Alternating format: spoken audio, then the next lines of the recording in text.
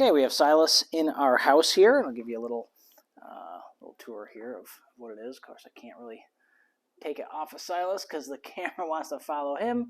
But, you know, he's gotten pretty used to our house. So he's going to do very well, I believe, transitioning into any other home. But it's going to take time. So the best thing you can do is not just let a dog roam free, especially day one. I want to show you what we do here with that. Silas, sit.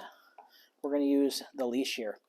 The leash or the lead and doing what we call tethering. That means wherever he is in your house on day one, I want you to have him on a leash. There's only 3 scenarios really in the first week of having a new dog in your home. It doesn't matter if it's 8 weeks old, 8 months old, anything in between, even a dog that's a couple years old. I would still do the exact same method because what we like to say is that dogs don't generalize well. You know, my house is going to be different than your house. And just because a dog goes to a building that has 4 walls around them, they don't look at that and think to themselves, this is a place I should not go potty. They just don't think like that. If they have to go and nobody's letting them outside, they're going to go where they go, and then they're going to start a bad habit that's going to be very difficult to reverse. So to establish the boundaries, and that's what we're doing here with this tethering method and using the crate. The crate can go anywhere with him, and he knows that inside the crate, I should not go potty. That he has generalized very well at this point. When it comes to a house, they don't necessarily know, and it's not because he's not well trained, it's because this is just not how dogs work.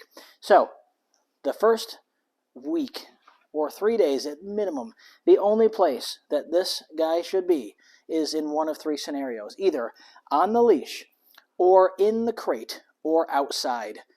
No running free. There is no chance of discovering an accident in the house when you do this method.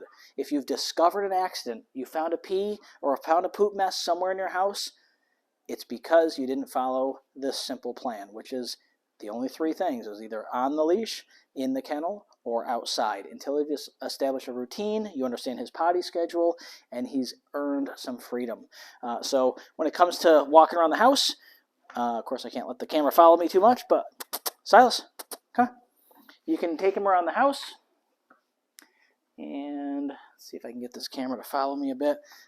You keep him on the leash. If he chews on, like, let's say this plant, which he does happen to love, you can just tug him away from it real easily and just tell him, leave it.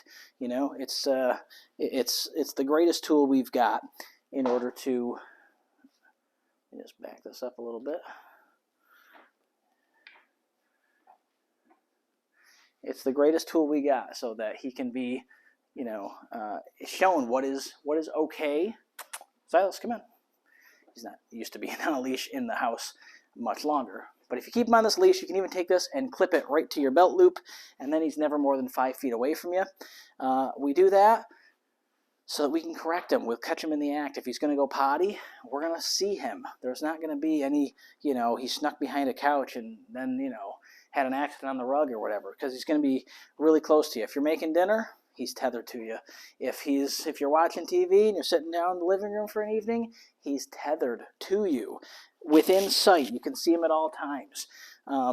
If you can't tether him to you, you don't have time for that, the only other place he should be is in that kennel or outside. So it's real simple. Put him in the kennel. He's going to be safe in there. He's going to have a good time, and he's going to be, not having any accidents in there. Basically, no chance of having accidents in there. So this is what I want you to do. I want you to tether him at least the first few days, like that. So he was about to chew on that. We tell him to leave that alone. We're using the leash, just a little tug on it, and it lets him know, I shouldn't touch that. He needs to learn your house. He doesn't know what's a chew toy and what's not. No dog could possibly know that by instinct. Everything might be a chew toy in any given situation. So use the leash, tether either in the kennel, outside, or on a leash in the house for the first minimum 3 days. But there's nothing wrong with doing it for a week. There's nothing wrong with doing it for 2 weeks. You're going to develop a routine, and you're going to know, when he's kind of earned a little bit of freedom. And once that's happened, then you can start giving him a little bit more. Leave it. He loves that plant. If you have a plant like that, he does love those. So keep him away from that. Leave it. Good job. And that's how you're going to start introducing him to a house on a leash. Anything he picks up, like a sock or something that he might want to find, you can just tell him no by simply going, leave it, and pull them away. And that's as simple as it gets.